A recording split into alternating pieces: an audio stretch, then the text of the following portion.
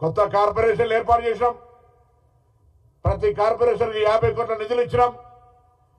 కార్పొరేషన్ల ద్వారా బీసీలకు న్యాయం చేయడానికి ప్రణాళిక సిద్ధం చేసుకొని గతంలో 1 కోటి వారాలు ఆదరణ లాంటి పథకాలకు పేరు అడుగుతూ ఒక మంచి నామధేయం పెట్టి బీసీలకు న్యాయం జరగాలని మా రాహుల్ గాంధీ న్యాయ స్కీమ్ లాగా పేదలకు బలిగిన వర్గాలు న్యాయం జరగాలని ఒక ఆలోచన చేస్తూ శాఖాపరంగా నిర్ణయాలు తీసుకుంటా ఉన్నాం.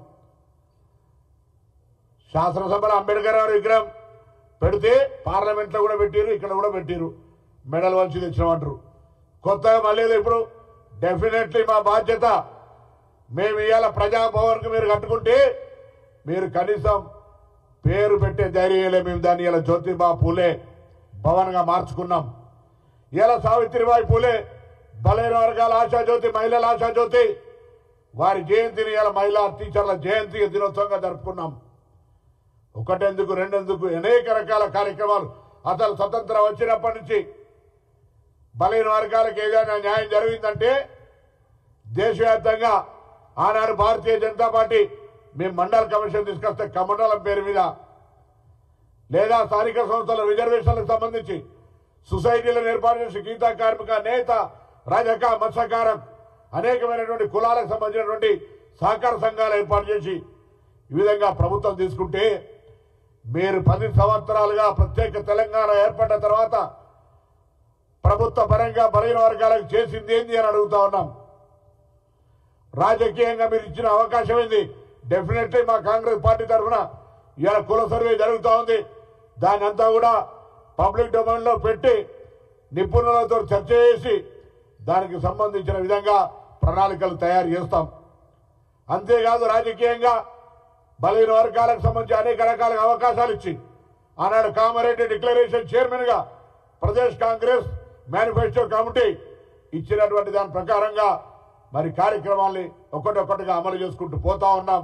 తప్పకుండా రాబోయే కాలంలో ఒకవేళ చట్టపరంగా ఏదైనా ఇబ్బంది అయితే కేంద్ర ప్రభుత్వంతో కొట్లాడదాం రండి.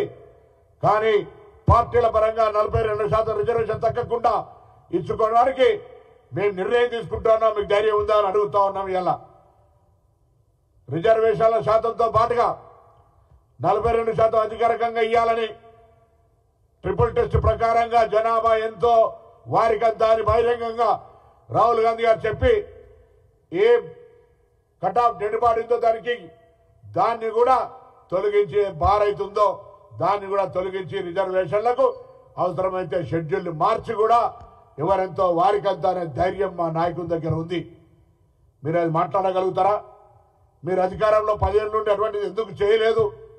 ఇప్పుడు మాత్రం ఏదో రాజకీయంగా మాట్లాడే ప్రయత్నం చేస్తా ఉన్నారు. కాంగ్రెస్ పార్టీ కుల జనగణన చేస్తా ఉంది. కాంగ్రెస్ పార్టీ గురుకులాలకు సంబంధించి మార్పు మెచ్చార్జీలు పెంచింది. కాంగ్రెస్ పార్టీ జ్యోతిబావు సావిత్రి పూలేకి సంబంధించి మహిళా దినోత్సవంగా చేసింది. ప్రజాభవన్కు జ్యోతిబా పూలే పేరు పెట్టింది. ఇంటిగ్రేటెడ్ హాస్టల్ కడుతుంది. కాంగ్రెస్ పార్టీ బలైన వర్గాలకు సంబంధించి అనేక కార్యక్రమాలు తీసుకుంటుంది. కొత్త కార్పొరేషన్లు ఏర్పాటు చేసింది. టీఆర్ఎస్ కు పుట్టగతులు ఉండయి కావచ్చు అని ఒక భయం పట్టుకొని మేము పర్మిషన్ ఇవ్వమని లేదు. దాన్ని కూడా రాజకీయం చేస్తారు. పర్మిషన్ ఇస్తారా లేదా అని అంటే ప్రచారానికి మాత్రమే పరిమితమై నాకు అర్థం కాని ధర్నా కూడా చూసిన అసలు కాన్సెప్ట్ ఏంది, అసలు ఏ ఉద్దేశం కొద్ది నాయకత్వాన్ని గత కొద్ది కాలంగా గ్యాప్ అయింది కాబట్టి ఒక ఎజెండా ద్వారా ప్రజల ముందుకు తీసుకురావాలని ఆలోచన, ఏదో ఒక నినాదంతో గతంలో బతుకమ్మ దానికంటే ముందు జన జాగృతి లేదా ఇంకో కార్యక్రమం ఒక ఎజెండా పెట్టుకొని మార్కెట్లో ఉండాలనేటువంటి తపన కనిపించింది తప్ప నిజంగా బలహీన వర్గాల పట్ల ప్రేమ, చిత్తశుద్ధి, అభిమానం కనిపించలేదు. మీ పక్కనే కూర్చుండే కొంత బీసీ ఎంబీసీ నాయకులు వాళ్ళు కూడా గుసగుస పెట్టుకుంటుంటే నాదాకి వస్తుండే, అరే ఇవాళ ఇన్ని రోజులకు మార్పు వచ్చింది ఆ బీసీల గురించి మాట్లాడుతున్నారు అని. 10 ఏళ్ళు ఎన్నడు దేకనే బాయి ఎవరన్నా గొంతెత్తి మాట్లాడే పరిస్థితి ఉందా ఆ పార్టీలో? ఇవాళ కూడా ఆ పార్టీ బీసీసీఎల్ చైర్మన్ ఎవరైనా కనీసం గుర్తుపడతారా? ఆ పార్టీల బీసీలకు కూడా గొంతెత్తో చెప్పగలుగుతారా? మా పార్టీల బీసీల గొంతుకు సంబంధించి అందరం కూడా ఎక్కడికక్కడ మేము మా వాయిస్ను బరాబర్ వినిపిస్తాం. ఇది ప్రజాస్వామ్యం, మా పార్టీలో ఉన్న స్వేచ్ఛ.